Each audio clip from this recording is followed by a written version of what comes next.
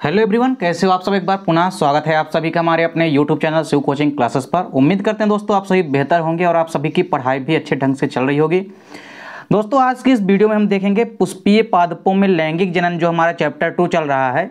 इसमें देखिए जो आज का हमारा टॉपिक है वो है मादा युग्मकोद्भिद का विकास, यानी डेवलपमेंट ऑफ फीमेल गैमेटोफाइट्स। देखिए दोस्तों, इसके पहले हमने प्रीवियस वीडियो में आपको नर युग्मकोद्भिद का विकास यानी कि डेवलपमेंट ऑफ मेल गैमेटोफाइट्स की जो वीडियो है वो हमने आपको प्रोवाइड करा दी है। यदि आप नहीं देखें तो आप प्लेलिस्ट में जाकर के देख सकते हैं। चलिए सीधे वीडियो को स्टार्ट करते हैं। देखिए मादा युग्मकोद्भिद के विकास की यदि हम बात करते हैं यानी कि डेवलपमेंट ऑफ फीमेल गैमेटोफाइट्स, देखिए सबसे पहले तो आपको क्या पता होना चाहिए कि जो बीजांड की संरचना होती है, इसके पहले देखिए, इसके बाद हम आपको बीजांड की संरचना भी पढ़ाएंगे। तो देखिए बीजांड की संरचना के अंदर क्या होता है कि कई सारे बीजांडकायी ऊतक होते हैं। बीजांडकायी जो ऊतक होते हैं इनके अंदर गुरु बीजाणु मात्र कोशिका पाई जाती है। क्या पाई जाती है? गुरु बीजाणु मात्र कोशिका पाई जाती है। इसके पहले देखिए हमने जब बताया था आपको कि नर युग्मकोद्भिद का जो विकास होता है वो लघु बीजाणुधानी के अंदर होता है, लेकिन जो मादा युग्मकोद्भिद का विकास है वो किसके अंदर होगा? गुरु बीजाणुधानी यानी कि मेगास्पोरेंजियम के अंदर होगा।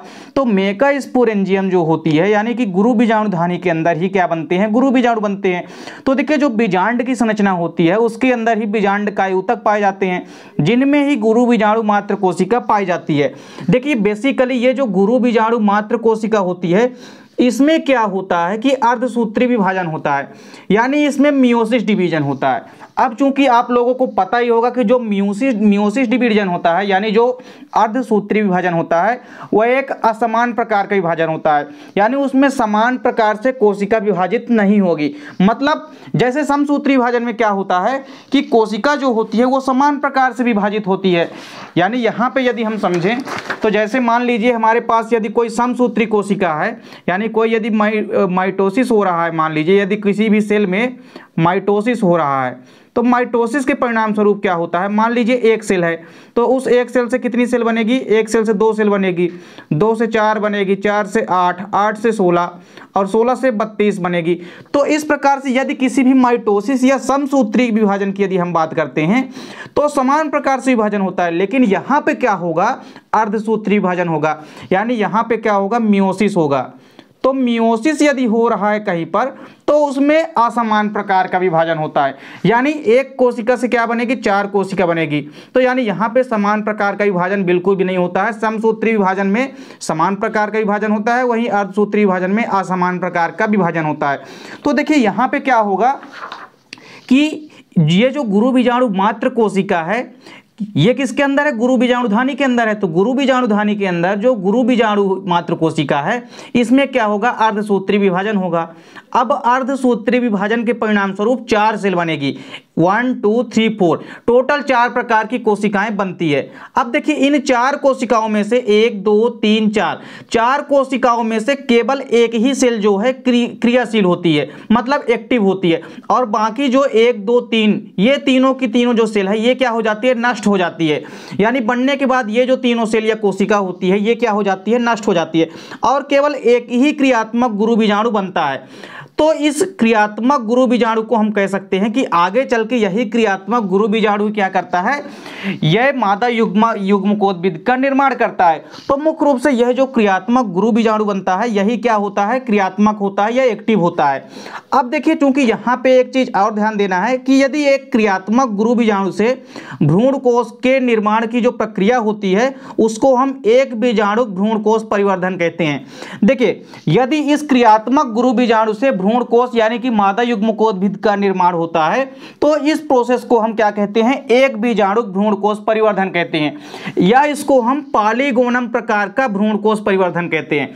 अब चूंकि इसको हम पॉलीगोनम प्रकार का भ्रूण कोश परिवर्धन क्यों कहते हैं? तो देखिए सबसे पहले स्ट्रासबर्गर नामक जो साइंटिस्ट हैं इन्होंने ही सबसे पहले क्या किया था कि पॉलीगोनम पादप में बताया था। मतलब यह प्रक्रिया जो है सबसे पहले स्ट्रासबर्गर ने ही पॉलीगोनम प्रकार बना, पॉलीगोनम प्रकार का जो पौधा है तो पॉलीगोनम पादप में ही इन्होंने भ्रूण कोश परिवर्धन को समझाया।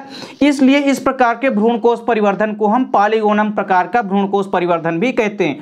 तो आपको यह समझ में आ गया होगा कि यह जो क्रियात्मक गुरु बीजाणु कोशिका बनी है, इस क्रियात्मक गुरु बीजाणु कोशिका से यदि भ्रूणकोश का निर्माण होता है या मादा युग्मकोद्भिद का निर्माण होता है तो उसको हम एक बीजाणु भ्रूणकोश परिवर्धन कहते हैं, या उसको हम पॉलीगोनम प्रकार का भ्रूणकोश परिवर्धन कहते हैं।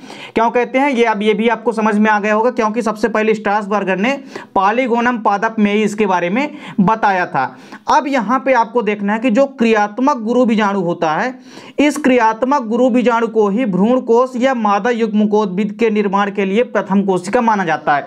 यही क्रियात्मक गुरु बीजाणु ही एक ऐसी कोशिका है जो आगे चल के मादा युग्मकोद्भिद का निर्माण करेगी। अब वो जो पूरी की पूरी प्रोसेस है मादा युग्मकोद्भिद या भ्रूणकोश के निर्माण की, वो हम आपको बताते हैं।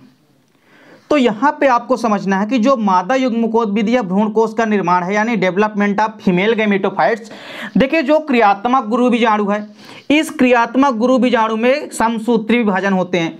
अब आपको बता दें कि जो समसूत्री विभाजन होता है वो समान प्रकार से विभाजन होता है, और प्रीवियस वीडियो में हमने आपको यह भी बताया था कि जो समसूत्री विभाजन होता है, समसूत्री विभाजन में क्या होता है, दो प्रकार से विभाजन होता है। पहला विभाजन जो होता है वो किसका विभाजन होता है, केंद्रक का विभाजन होता है। किसका विभाजन होता है, केंद्रक का विभाजन होता है, यानी न्यूक्लियस का डिवीजन होता है। और उसके बाद किसका होता है, साइटोप्लाज्म यानी कि कोशिका द्रव्य का विभाजन होता है। तो ये चीजें आपको याद रखनी है कि जो समसूत्री विभाजन होता है उसमें दो प्रकार से विभाजन होता है। पहला विभाजन केंद्रक का विभाजन होता है जिसको हम कैरियोकाइनेसिस कहते हैं, ये भी आपको याद रखना है। और दूसरा विभाजन जो है कोशिका द्रव्य का विभाजन होता है जिसको हम साइटोकाइनेसिस कहते हैं, ये भी आपको ध्यान में रखना है।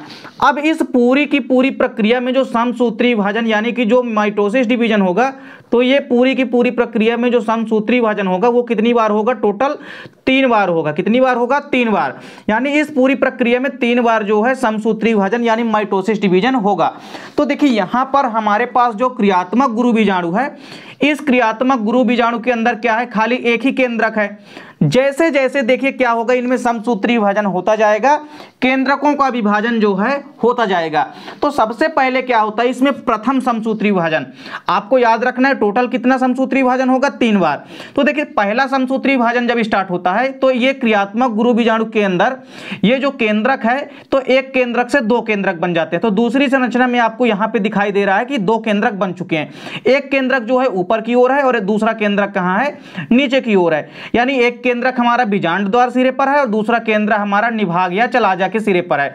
अब आपको यहां पे ध्यान में रखना है कि जब केंद्रक का विभाजन हुआ तो कितने केंद्रक बन गए, यहां पे 2 केंद्रक बन गए। तो इस अवस्था को हम क्या कहते हैं, 2 केंद्रकीय भ्रूणकोश कहते हैं। क्या कहते हैं, 2 केंद्रकीय भ्रूणकोश कहते हैं।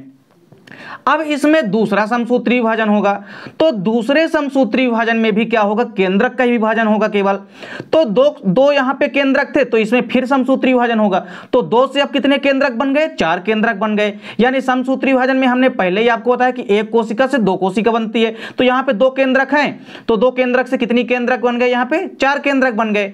तो अब इस 4 केंद्रक जो बन गए हैं यहां पे, तो इस अवस्था को हम क्या बोलेंगे, 4 केंद्रकीय भ्रूणकोश। क्योंकि भ्रूणकोश ही बन रहा है और भ्रूणकोश में कितने केंद्रक बन चुके हैं, 4 केंद्रक। तो इसको हम क्या बोलेंगे, 4 केंद्रकीय भ्रूणकोश। अब यहां पे आपको ध्यान में रखना है कि 2 केंद्रक कहां हो गए, निभाग के सिरे पर, और 2 केंद्रक कहां हो गए, ये हो गए बीजांड द्वार के सिरे पर।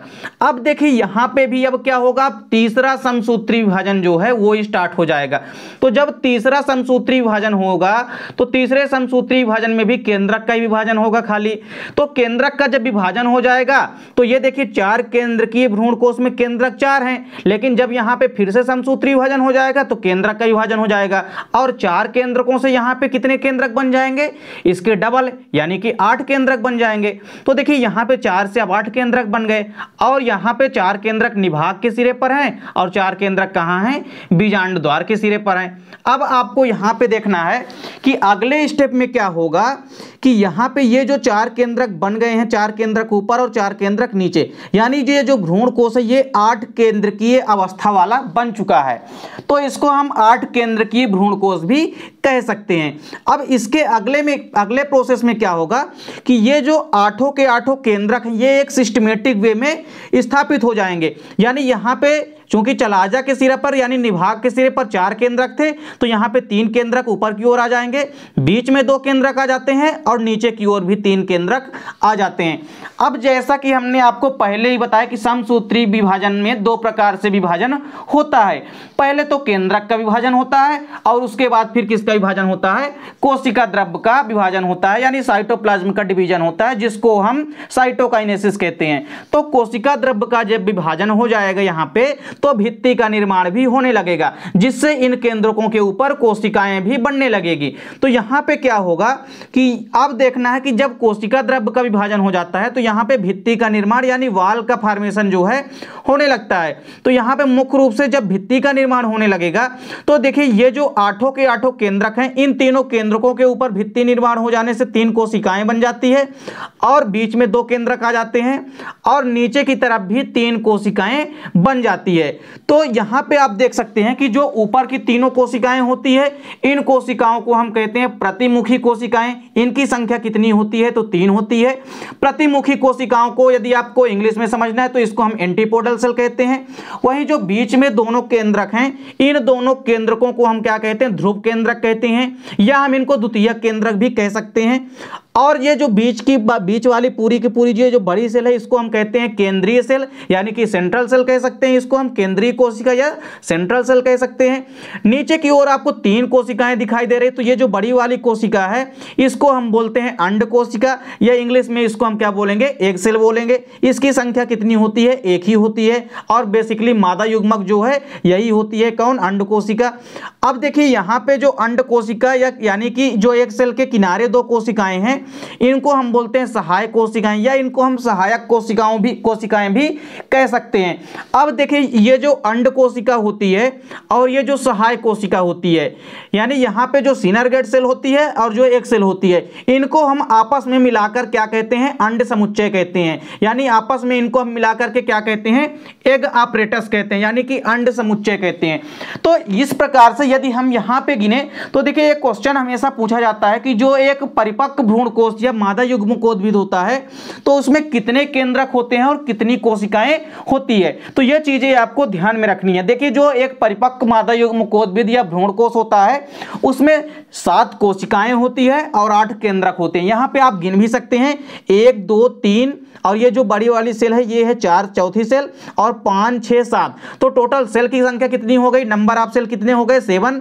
वहीं यदि नंबर ऑफ न्यूक्लियस की बात करें यानी केंद्रकों की संख्या की यदि हम बात करें तो देखिए तीनों कोशिकाओं के अंदर 1 केंद्रक हैं तो 3 केंद्रक हो गए, बीच में 2 केंद्रक हैं, द्वितीयक केंद्रक जो है तो बीच के 2 केंद्रक हो गए तो 3 2 5 हो गए, और नीचे एक सेल का 1 केंद्रक हो गया 6, और सहायक कोशिकाओं के अंदर भी क्या है, 1 केंद्रक है, तो टोटल केंद्रकों की संख्या कितनी हो गई, 8। तो यहां पे हम कह सकते हैं कि एक जो परिपक्व भ्रूणकोश होता है वो 7 कोशिकीय और 8 केंद्रकीय अवस्था वाला होता है। देखिए कभी कभी पेपर में आपको 2 या 3 नंबर में भ्रूणकोश की संरचना बनाने के बारे में भी दे सकता है, तो यह भी आपको अच्छे से ध्यान में रखना है कि जो एक परिपक्व भ्रूणकोश होता है यानी कि जो मादा युग्मकोद्भिद होता है उसमें आपको कौन कौन सी संरचनाएं होती है वो आपको बतानी है। तो इन संरचना को आपको अच्छे से ध्यान में रखना है। तो इस पूरी की पूरी प्रक्रिया में देखिए एक बार पुनः समझ लेते हैं कि होता क्या है। तो देखिए बीजांड की संरचना के अंदर क्या होते हैं, बीजांड का ऊतक होते हैं जिसके अंदर गुरु बीजाणु की मात्र कोशिका जो है वो पाई जाती है। अब इस गुरु बीजाणु मात्र कोशिका में क्या होगा, मियोसिस डिवीजन होगा यानी अर्धसूत्री विभाजन होगा। अर्धसूत्री विभाजन के परिणाम स्वरूप एक गुरु बीजाणु मात्र कोशिका से 4 कोशिकाएं बनती है, जिसमें से 3 कोशिकाएं नष्ट हो जाती है और केवल एक ही क्रियात्मक गुरु बीजाणु की कोशिका जो है यह बची रहती है, और यही क्रियात्मक गुरु बीजाणु की जो कोशिका यह भ्रूणकोश का परिवर्धन करती है। तो इस प्रकार के भ्रूणकोश के परिवर्धन को हम एक बीजाणु भ्रूणकोश परिवर्धन कहते हैं या पॉलीगोनम प्रकार का भ्रूणकोश परिवर्धन कहते हैं, क्योंकि इसको सबसे पहले स्ट्रासबर्गर ने ही पॉलीगोनम पादप में बताया था। देखिए कोई भी क्रियात्मक गुरु बीजाणु है तो भ्रूणकोश या मादा युग्मकोद्भिद की प्रथम कोशिका होती है निर्माण की, क्योंकि इसी क्रियात्मक गुरु बीजाणु से ही मादा युग्मकोद्भिद या मादा युग्मक का विकास होता है। तो सबसे पहले क्या थी, क्रियात्मक गुरु बीजाणु थी जिसमें समसूत्री विभाजन हुआ, तो इसके परिणाम स्वरूप क्या हुआ, केंद्रक का विभाजन हो जाता है। तो यहाँ पे एक केंद्रक से 2 केंद्रक बन जाते हैं, एक केंद्रक निभाग सिरे पर चला जाता है, दूसरा केंद्रक जो है बीजांड द्वार यानी माइक्रोपाइल सिरे के पास आ जाता है। अब देखिए दूसरा समसूत्री विभाजन यानी कि दूसरा माइटोसिस डिवीजन स्टार्ट हो जाता है, जिसमें भी क्या होता है, केंद्रक का विभाजन होता है। तो 2 केंद्रकों से यहाँ पे 4 केंद्रक बन जाते हैं। इसके बाद तीसरा समसूत्री विभाजन होता है, जिसके परिणाम स्वरूप यहाँ पे 4 से 8 सेल बन जाती है। तो इस 4 से जो 8 सेल बन गई है, इस अवस्था को हम 8 केंद्र की भ्रूणकोष बोलेंगे। अब देखिए यहाँ पे होता क्या है कि ये जो केंद्रक होते हैं, ये क्या होते हैं, एक सिस्टमेटिक वे में अरेंज हो जाते हैं, यानी 3 केंद्रक ऊपर की ओर पहुंच जाते हैं, 2 केंद्रक बीच में और 3 केंद्रक नीचे की ओर। अब इसके बाद क्या होता है, इनमें कोशिका द्रव्य का विभाजन होता है, जिसके परिणाम स्वरूप क्या होता है, भित्ति का भी निर्माण होता है। और भित्ति का निर्माण होने के पश्चात जो है एक परिपक्व भ्रूणकोष यानी कि मादा युग्मकोद्भिद का निर्माण हो जाता है। तो यहाँ पे दोस्तों उम्मीद करता हूँ वीडियो पसंद आई होगी। दोस्तों यदि चैनल पे नए हैं तो चैनल को सब्सक्राइब अवश्य कर लें और बेल आइकन प्रेस कर लें, ताकि वीडियो की नोटिफिकेशन आपको मिलती रहे। मिलते हैं दोस्तों नेक्स्ट वीडियो में, तब तक के लिए जय हिंद, वंदे मातरम।